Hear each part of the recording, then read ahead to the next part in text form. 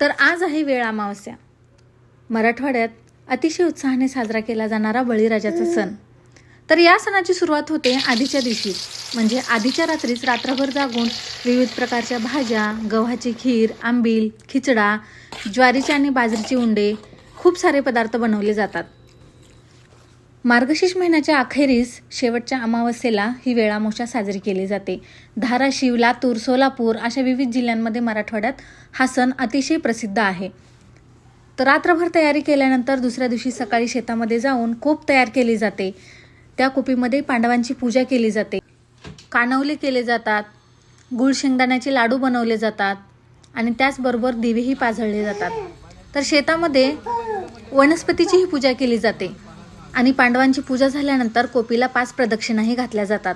या प्रदक्षिणेमध्ये शेतकरी राजा आपल्या संपूर्ण शेतामध्ये चर शिंपतो. आंबील, खिचडा आणि या दिवशीचं विशेष महत्त्व प्राप्त असलेले पदार्थ एकत्र करून चर म्हणून शेतात शिंपले जातात. वेळ अमावस्या किंवा येळवस हा प्रामुख्याने मराठवाडा, विदर्भ आणि सोलापूर, लातूर, धाराशिव भागात साजरा होणारा एक कृषीप्रधान सण आहे. हा सण शेती, माती आणि निसर्गाशी असलेला नात्याचा उत्सव आहे. रब्बी पिकांच्या वाढीसाठी शेतकरी आनंद व्यक्त करतात. भूमातेची पूजा करून एक कृतज्ञताही व्यक्त केली जाते. तर वेळामोशीची सांगता ही काही अशी होते. तर छोट्याशा एका लोटक्यामध्ये शेवयाची खीर शिजवली जाते.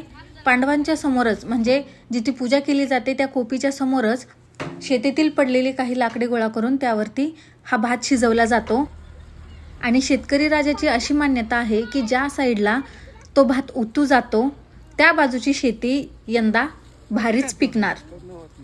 तर काही अशा प्रकारे ही वेळामोशा साजरी केली जाते. Thank you for watching. Subscribe for vlogs and more. Happy वेळामोशा.